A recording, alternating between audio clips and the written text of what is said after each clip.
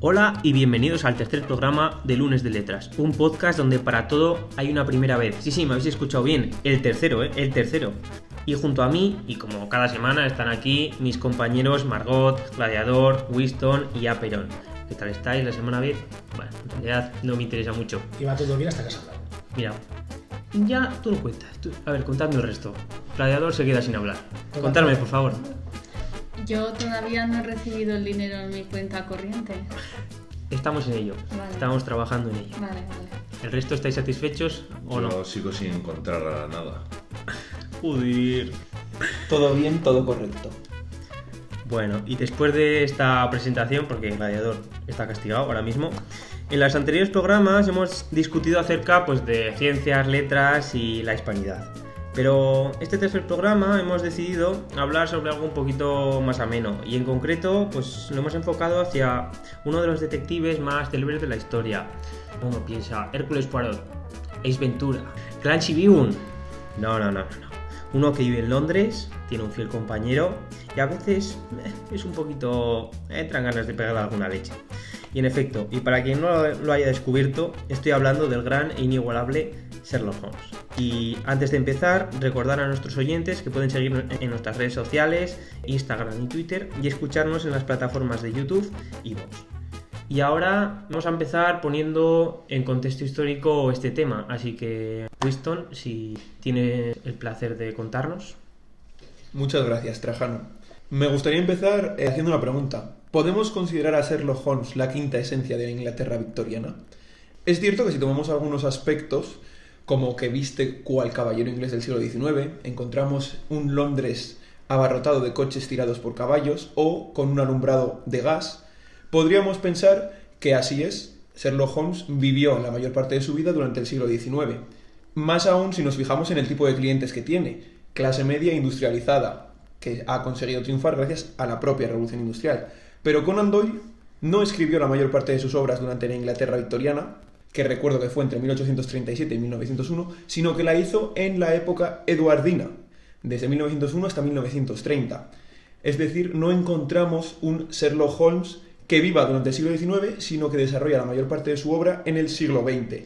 Y es aquí donde se diferencia de Charles Dickens. No vamos a tener esa niebla londinense del siglo XIX, vamos a encontrar un Londres con una gran periferia urbana, fruto del éxodo rural que se dio en Inglaterra, y vamos a ver cómo se empieza a instaurar un transporte de masas. Recordamos que el metro se instaló desde 1863.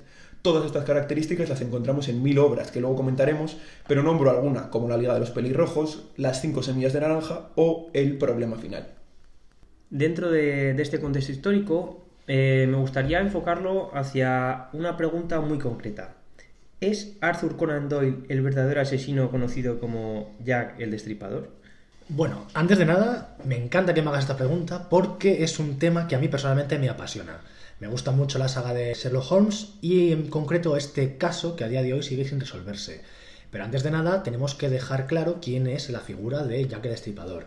Tal y como nos ha contado Winston en su contexto histórico, Jack el Destripador se ubicaría en el año 1888 en el distrito londinense de Whitechapel, uno de los barrios más marcados por esa industrialización de la que nos comentaba Winston, con esa niebla que en este caso sí que aparecería, puesto que Jack el Destripador se caracteriza por hacer sus asesinatos envuelto, y esto es verdad, según los diarios londinenses, en la niebla, en el humo que desprendía la industria. Entonces, la figura de Jack el Destripador causa mucha controversia, puesto que la encarnan diferentes figuras, desde un inmigrante polaco que era peluquero en el barrio de Whitechapel, que se llamaba Severin Klosowski, que no Wasowski, ¿vale? Wasowski. Entonces era peluquero y se caracterizaba porque se divorció varias veces, y no se divorció realmente, se cargó a sus 5 esposas.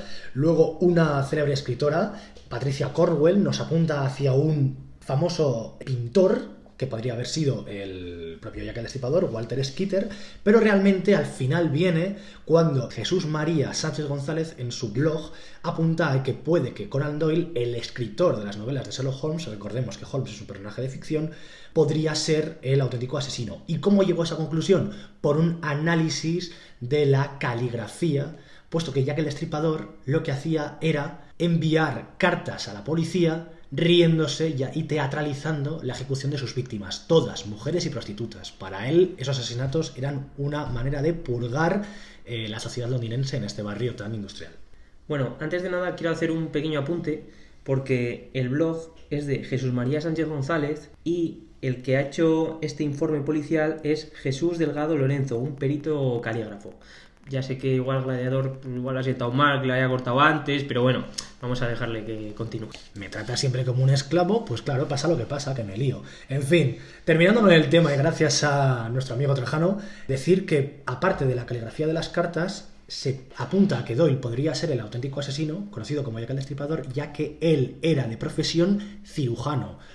Luego fue autor de los libros, pero de profesión era cirujano, y la policía de la época calificaba la precisión milimétrica de los asesinatos de Jack el Destripador como precisión de cirujano, ya que extirpaba partes de sus víctimas que adjuntaba, digamos, como regalito para la policía en sus cartas. Por eso puede que la hipótesis de Jesús Delgado Lorenzo ahora sí sea correcta y que el propio Doyle fuera el asesino de Jack el Destripador, ya que es el único caso que Sherlock Holmes nunca pudo resolver.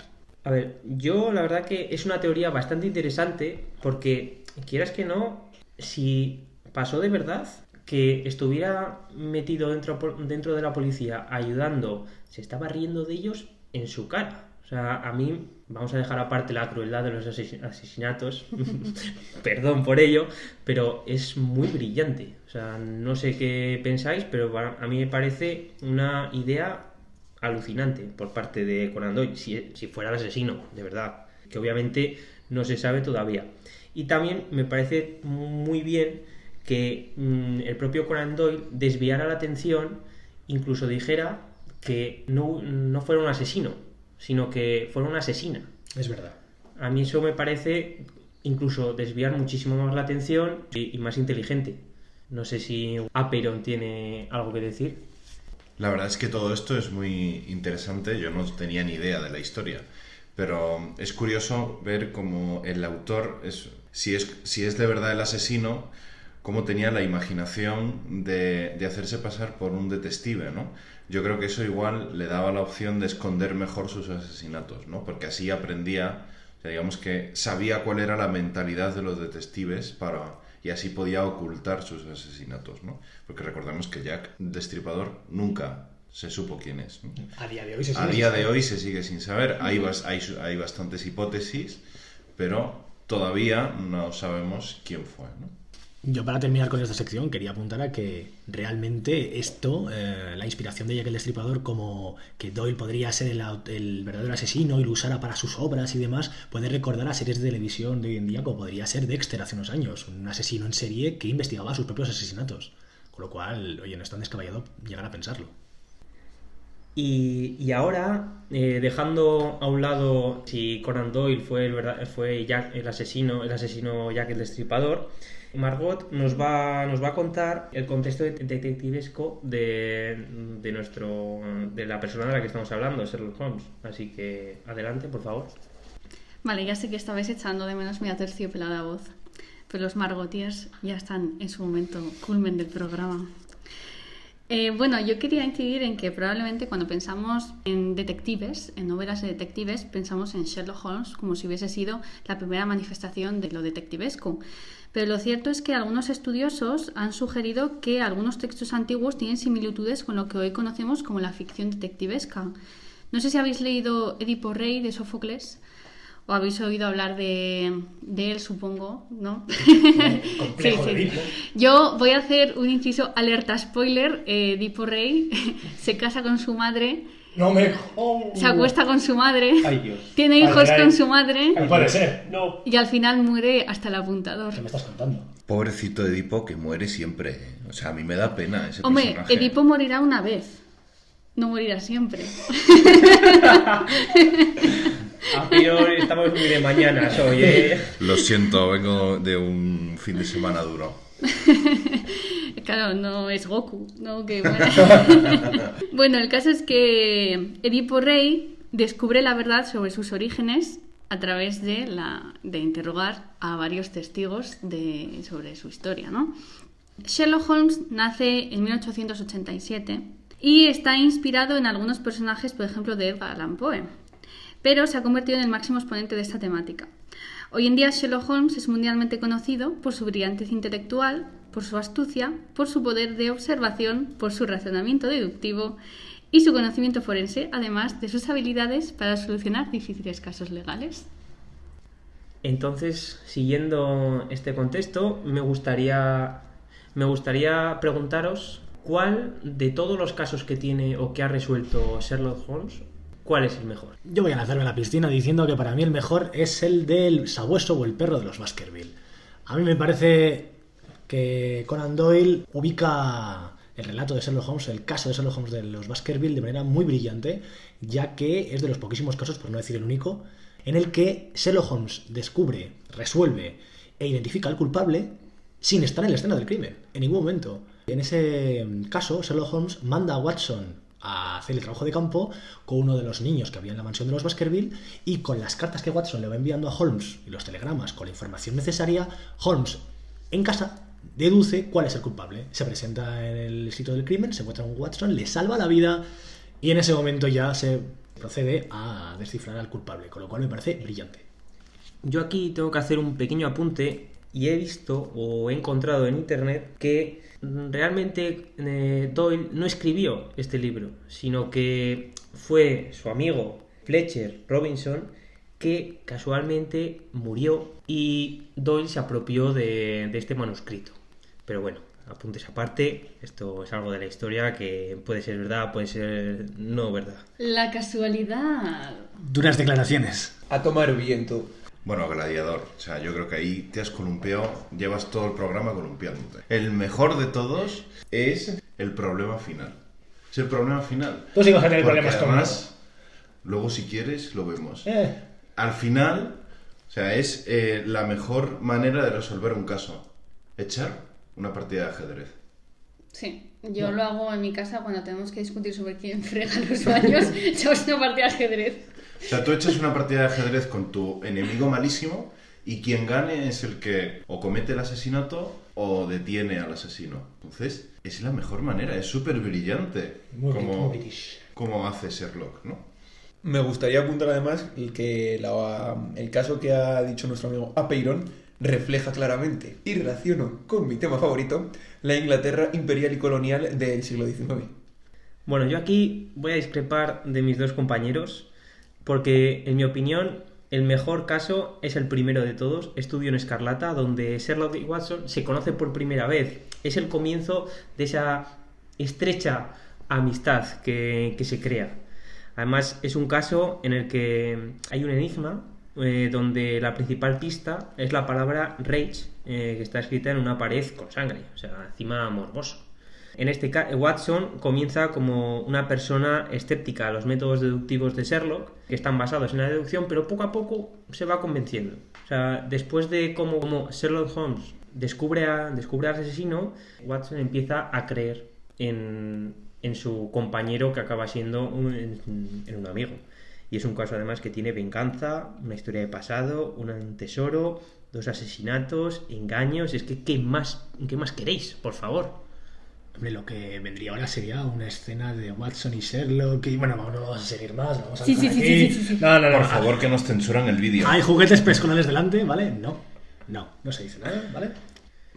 Bueno, después de esta pequeña discusión, que espero que luego no llegue a las manos, ahora vamos a hablar sobre el contexto literario de esta saga. Así que creo que Apeiron nos va a comentar sobre ella. Muchas gracias, Trajano. Y retomando lo que antes decías, ¿no?, del Estudio en Escarlata, yo quería comparar un poco cuál era el contexto literario de Conan Doyle y Agatha Christie, ¿no? Antes de empezar, disculpad por mi falta de pronunciación inglesa y francesa, belga, porque Poirot... Bien, muy bien. Poirot era belga, no francés, ojo, muy importante. Porque los franceses tienen a Descartes, por ejemplo, y eso no. Ya estamos metiéndonos con los franceses, que solo puedo yo. Eso cárcel, no. En fin, el caso es que en noviembre de 1887 vio la luz por primera vez Estudio en Escarlata, ¿no?, de Conan Doyle, que fue la primera novela o el primer escrito donde surgió Sherlock. Sherlock, todo el mundo lo conoce, ¿no? Un estrafalario investigador, amigo de la deducción, el detalle y la lógica, ¿no? Varias décadas después, Agatha Christie, inspirada en Conan Doyle, dio a conocer a Hércules Poirot, investigador belga, recalco, belga, no francés, que al contrario que Sherlock, era un poco más cercano a la psicología humana. Por tanto, tenemos ante nosotros a dos personajes aparentemente iguales, pero en esencia distintos.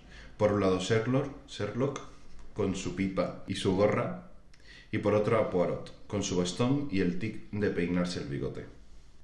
Entonces, yo os pregunto, ¿quién es mejor, Sherlock o Poirot? Poirot.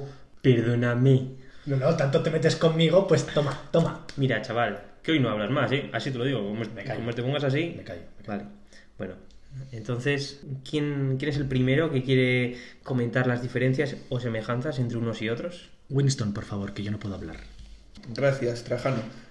Muchas cosas de las que voy a decir ya las ha comentado mi colega Apeiron, pero sí que me gustaría comparar un poco a estos dos personajes, que si no históricos, sí muy importante en la historia del siglo XX. En el caso de Sherlock Holmes encontramos que tiene a un gran compañero que le acompaña en todos sus viajes, ya nombrado previamente, el Dr. Watson. Pero es que Hércules Poirot no se queda atrás en este sentido, porque en todas sus aventuras le acompañará el capitán Arthur Hastings. Madre mía. Qué pronunciación más exquisita. No se podían llamar Pepe. Continuando con los personajes, Sherlock Holmes tiene un amor idílico llamada Irene Adler. Para mí, Moriarty. Para mí, Watson. Mientras que Hércules Poirot estará enamorado de la condesa Vera Rosekov.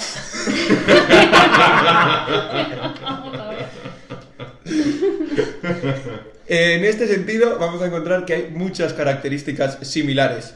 Además, Sherlock Holmes estará obsesionado con la química, mientras que Poirot estará obsesionado con la limpieza y el orden. Y de ahí que el hobby o la característica del tic de Poirot sea ordenar su armario, mientras que el de Sherlock Holmes sea el de tocar su violín. Encontramos dos personajes muy similares, pero que sí que tienen diferencias mínimas que los hacen a cada cual más encantador. Bueno, yo os voy a tirar de las orejas a todos porque os vais de flipaos diciendo que es Poirot, pero todo el mundo ha dicho Hércules, que no es Hércules, que es Hercule. El culo de Poirot. El culo de Poirot. Ya tenía que ser filólogo francés. Es que no belga, francés. Pues realmente la comparación que ha hecho Winston a mí me parece de lo más oportuna. Aunque si tengo que decantarme por uno de los dos, yo creo que me quedaba con Sherlock Holmes, pero por una razón muy sencilla. Todo es más divertido si te metes una raya. Entonces, claro, Hercule es un poquito más paradico en ese sentido. Si quedaran los dos a tomar un café, ¿qué pasaría? ¿Tú qué crees? Bueno, aquí voy a hacer un pequeño apunte. Aquí las drogas no, por favor. No vamos a incentivar el consumo de las drogas en este podcast. La frase del título va a ser: todo es más divertido. Lo siento, ese es el título, ¿vale? Nos van a censurar el vídeo. ¿Dónde me había quedado? Entonces, para terminar, yo creo que Sherlock Holmes es digno de admiración precisamente porque creo que conecta con ese lado sórdido de la vida, baja a los infiernos, tiene unas etapas en la deducción de sus casos en las que baja precisamente a los infiernos, baja lo más asqueroso y profundo de la vida para luego resurgir y dar en el clavo y descubrir al criminal, resolver el caso, cuando realmente Poirot lo que hace es ser un lord belga, va con unas andaduras de caballero y se limita más a la observación y a la deducción pura y dura. No tiene esa parte tan dantesca que pueda tener Sherlock Holmes. Perdona, gladiador, pero es que Poirot, o como se diga, en belga, tenía bigote y era un señor. Solamente por eso yo me quedo con él. Yo también tengo bigote, pero no soy un señor. Todavía. Por ahora. A mí hay un apunte que me gustaría diferenciar, porque a mí me gusta más Sherlock Holmes because, porque he dicho El espíritu de Conan.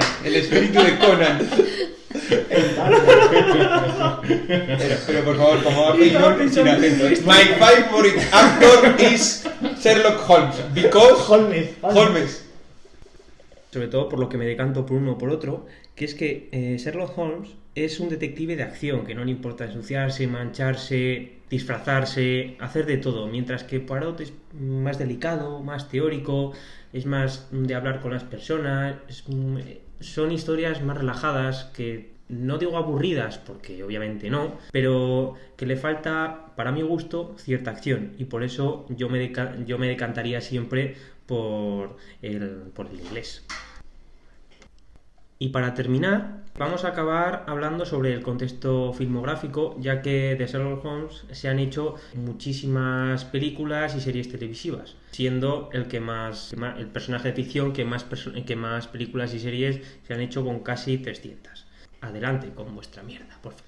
Pues sí, efectivamente, señor emperador toca narices. Sherlock Holmes ha sido el personaje de ficción que más ha aparecido en series y películas desde que se inventó el cinematógrafo, con un total de 292, casi 300 si contáramos otras producciones más pequeñas como las que voy a decir a continuación. Supera a Drácula, al Drácula de Bram Stoker, en sus adaptaciones cinematográficas y televisivas, con lo cual no es para menos. Pero sí que me gustaría hacer un repaso de los actores que lo han encarnado a lo largo de la historia. En concreto me quedaría con Christopher Plummer, Peter Cushing, con Robert Downey Jr., con Benedict Cumberbatch en la serie de la BBC, con Ian McKellen, que la gente no sé si lo sabrá, pero hizo una película sobre la vejez de Holmes, con la serie japonesa, el anime de Detective Conan, que casualmente se llama como el autor del libro, y por último con la aparición de Henry Cavill en la película de Enola Holmes, que no voy a entrar a comentar. Mejor, para no crear un debate innecesario. Entonces, después de esta enumeración de actores, ¿cuál creéis que es el mejor que ha interpretado a este personaje ficticio? Yo tendría dos actores fetiche, por decir de alguna manera. Para mí son los favoritos en cuanto a interpretación de Sherlock Holmes. El primero, así muy brevemente hablando, sería Ian McKellen, con la película que ha comentado Gladiador, Mr. Holmes, en la que se retrata a un Sherlock anciano que se siente completamente acabado y además interpretado por un actorazo como es el señor Sir Ian McKellen, me parece que era Sir, si no recuerdo mal. Sí, lo es, ¿verdad? Que, bueno, pues es una maravilla de hombre. Luego, personalmente destacaría a Benedict Cumberbatch. Se pronuncia Cumberbatch, lo siento, no pongáis esa cara. Cucumberbatch. Porque retrata a un Sherlock que es idiota. Y aquí voy a hacer un apunte. Sherlock Holmes es un petardo de hombre, es antisocial, insulta a la gente, se cree superior a todo el mundo, por muy brillante que sea, al final va con unos aires asombrosos que Benedict Cumberbatch refleja a la perfección en la serie. De hecho, tú cuando conoces al personaje odias a ese personaje porque dices, ¿este tío de qué va? Es un petardo, y hasta que no llega Watson, que es su contrapunto más humano, no empiezas a ver un poco el fondo que tiene Sherlock, que a pesar de sus rarezas, pues sí que tiene cierto corazón. Y por supuesto, a este Sherlock tiene como antagonista a Andrew Scott, que es quien protagoniza el personaje de Moriarty, y tiene una relación, ese Sherlock y ese Moriarty, claramente homosexual.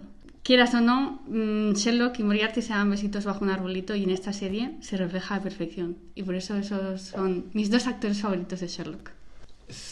Hablando de lo que ha dicho mi amiga Margot, decir que en la actualidad Sherlock Holmes de niño le habrían tratado de todo, de TDAH, hiperactividad, falta de atención, probablemente también de algún trastorno del espectro autista, ¿no? Autista. Sí.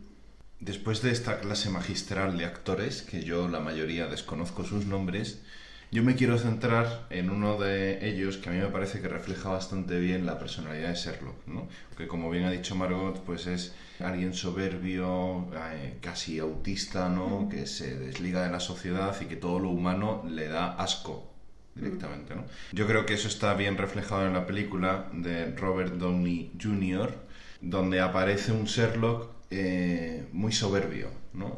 Y que justo trata del problema final, ¿no? Y se ve claramente como él, como los gestos y los rasgos de la cara, se ve esa soberbia, ¿no? Y además esa falta de interés por los asuntos humanos, ¿no? Para terminar con este punto y continuando lo que han dicho Margot y Apeiron, a mí me gustaría nombrar a tres actores que todos trabajaron cuando yo no había nacido, pero que me parecen muy interesantes porque dieron pie a este Sherlock en diferentes épocas, diferentes ambientes y sobre todo diferentes países. El primero de todos es Buster Keaton, que llevó al cine en 1924 el moderno Sherlock Holmes. ¿Y por qué quiero remarcar a este actor? Aparte de porque era cine mudo, porque el protagonista era un proyeccionista de cine que quería ser como Sherlock y que en una de sus proyecciones pasa a protagonizarlo y tiene que él salvar a su amada. El segundo caso que quiero remarcar es el de Vasily Livanov, que es tan importante este actor ruso que actualmente es miembro de honor de la Orden del Imperio Británico, porque entre la década de los 70 y los 80 va a realizar hasta 8 películas de Sherlock y la propia hija de Conan Doyle lo alabó por su interpretación.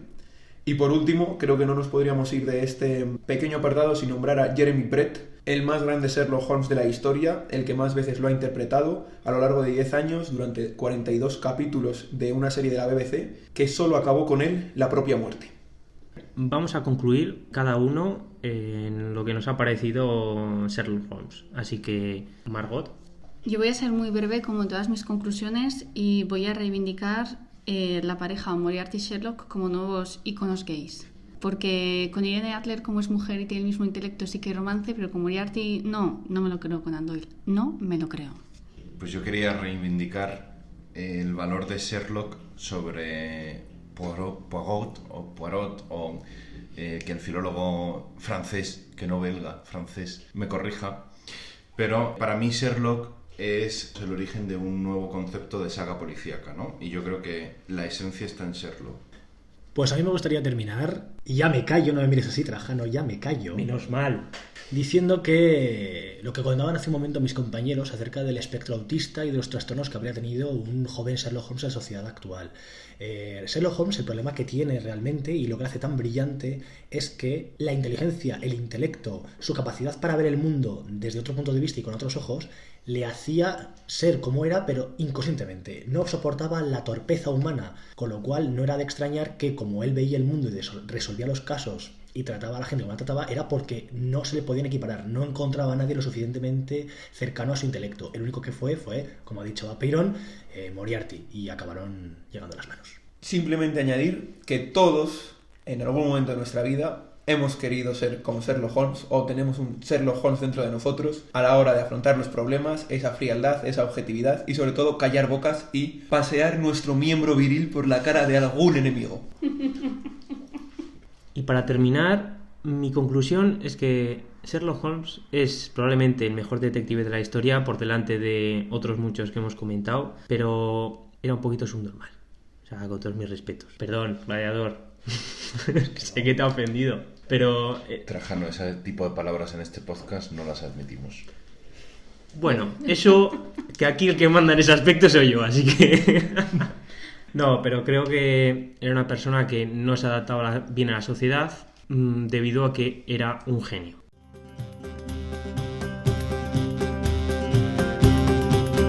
Hoy, en Lunes de Letras, literatura en violeta.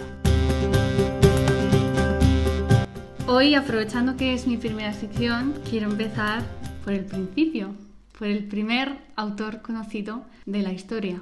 Primero quiero hacer una pequeña introducción sobre los textos escritos, y es que según los testimonios descubiertos hasta ahora, fue en el 3500 a.C. cuando aparecieron los primeros textos escritos en Mesopotamia, escritos en idioma sumerio. Yo sé que aquí tenéis un gran dominio de dicho idioma. Son escritos que modificaban el curso de los acontecimientos y de las interpretaciones del pasado, porque se trata de la primera vez en la que tenemos testimonios directos de lo que acontecía entonces. No todos eran textos escritos literarios, sino que también había textos económicos, por ejemplo, cuentas, pero ya nos hace un poco hacernos a la idea de cómo era la vida entonces. Los primeros textos fueron elaborados por personalidades cultas, gente que sabía escribir. En aquella época, escribas, sacerdotes y personas pertenecientes a la realeza. Se realizaban de manera anónima hasta que en el siglo XXIII a.C. apareció el primer texto firmado por alguien. ¿De quién? ¿De quién? Redoble de tambores. Y ese alguien fue una mujer llamada Eneduana, que es considerada como la primera persona en crear una obra literaria propia. Eneduana vivió en esa antigua Mesopotamia que veía nacer los primeros textos que nos ha dejado la humanidad. Antes de nada, Eneduana no era su nombre de pila. De hecho, no conocemos su nombre verdadero, sino que era un título que está compuesto Lo voy a resumir para gente que no sabe sumerio. Eneduana está compuesto por el prefijo en, que era el título designado para el gran sacerdote o la gran sacerdotisa de Ur, luego se explicaré por qué, el sustantivo edu, que significa adorno, y el sufijo an, que significa cielo. Es decir, Eneduana podría traducirse al castellano algo así como la gran sacerdotisa adorno del cielo, ¿no? Lo cual me parece un nombre bastante bonito. Sabemos que Eneduana era hija del rey acadio Sargón I, quien posteriormente la nombró como sacerdotisa en el templo de Ur, de ahí su nombre. No obstante, antes de ejercer este cargo, se educó en astronomía, leyes y habría participado además en la creación de los primeros calendarios religiosos. ¿Queréis saber cuál es el primer texto que conservamos de ella? Hombre, claro. Os vais a sorprender. A ver. Por favor. Soy Eneduana, la sacerdotisa de Nana. Veo vuestras caras de incredulidad. Ahora vas y lo tuiteas. Este es el primer mensaje que nos dejó la sacerdotisa en unos trozos en un disco de alabastro. No obstante, también se encontraron diferentes tablillas de barro que fueron el soporte para la poesía de Eneduana, de la cual se conservan 42 himnos. De estas obras, quizá la más famosa sea la Exaltación de Inanna, que es la diosa del amor, de la guerra y protectora de la ciudad de Uruk. En este texto, además de incluir la devoción personal de Eneduana a la diosa Inanna, también incluye detalles de la expulsión de Eneduana de Ur. Y es que esta señora, a pesar de ser la gran sacerdotisa, se tuvo que ir por patas de su ciudad. No sabemos exactamente por qué, pero se cree que estuvo involucrada en algún asunto político del que no salió ganando precisamente, aunque posteriormente Eneduana fue reinstaurada como sacerdotisa. Su existencia no solo está respaldada por los escritos encontrados en alabastro y en el barro, los escritos que os acabo de nombrar, sino que también conservamos 2 sellos con su nombre pertenecientes a sus sirvientes y que datan del periodo sargónida. Recordad que Sargón I era el padre de Eneduana.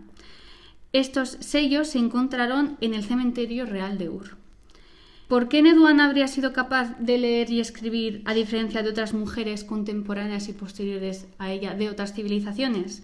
Es muy sencillo. La gran educación que recibían las mujeres mesopotámicas de alto rango habría ayudado a que Eneduana participase tanto en la vida literaria como antes que he dicho, astrológica y otro tipo de contextos culturales, científicos, etc. De hecho, y esto ya lo digo para terminar, no era inusual que las mujeres de los reyes mesopotámicos encargasen poesía o incluso la compusiesen ellas mismas. Nos vamos a despedir un lunes más y nos vemos la próxima semana. Así que un saludo a todos. Hasta luego. Luego. Bye bye. Hasta luego.